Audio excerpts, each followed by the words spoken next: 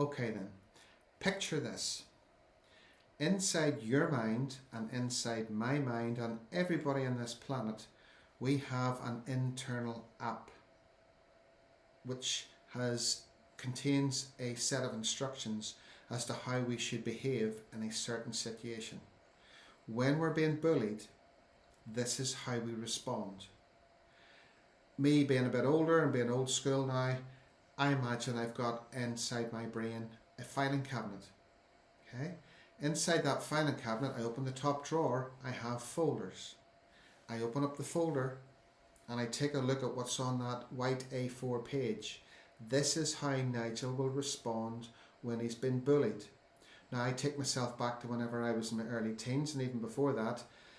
What was written on that page, my instructions as to what I should do whenever I'm been bullied, is to be submissive, is to cower away, is to try to get away. Okay, is to say nothing and do nothing and just sit frozen, and hopefully it'll all be over at some stage. That was my response. I can remember in my teens being heavily outnumbered. Over in this country, it was a battle with religions. You know, you were Protestant, you were Catholic, you whatever.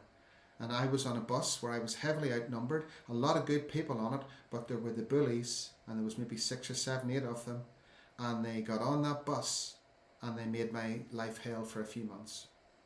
My response whenever the papers were being thrown at me and the school bags were being thrown at me and the name calling and the threats of physically being beaten up, my response most of the time was to just sit there frozen on the spot and hope that it would go away.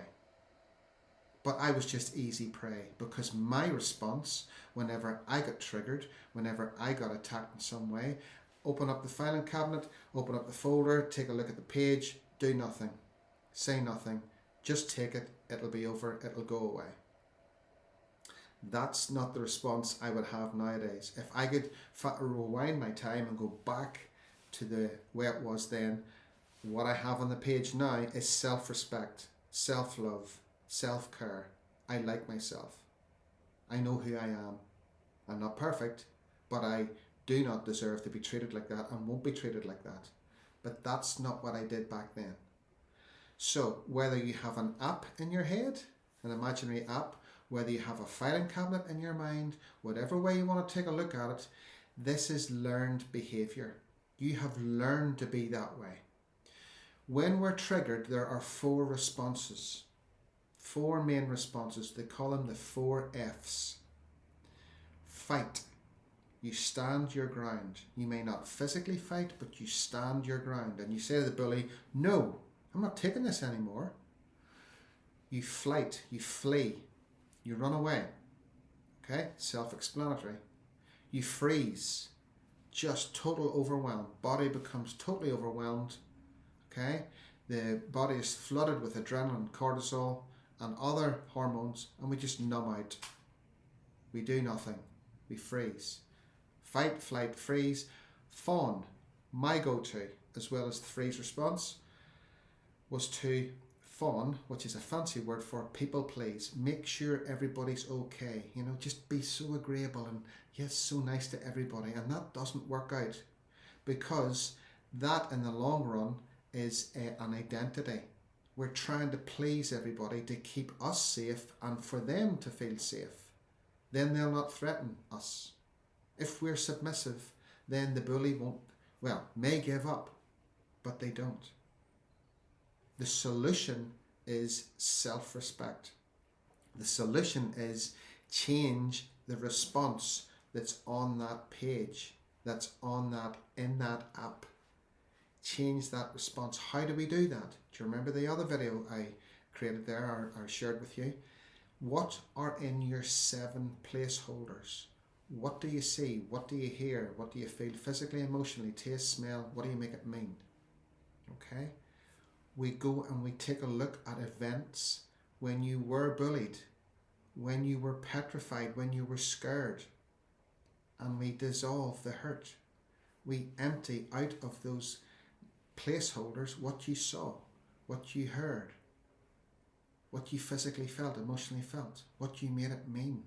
We change the meaning. We dissolve and dilute and dissipate the hurt. We hold on to the wisdom. Yes, it's smart not to go down an alleyway at 2:30 in the dark in the middle of the night on your own. It might be a smart move just to stay within the streetlights. So you may lose, and you will lose the hurt from the past, but you hold on to the wisdom.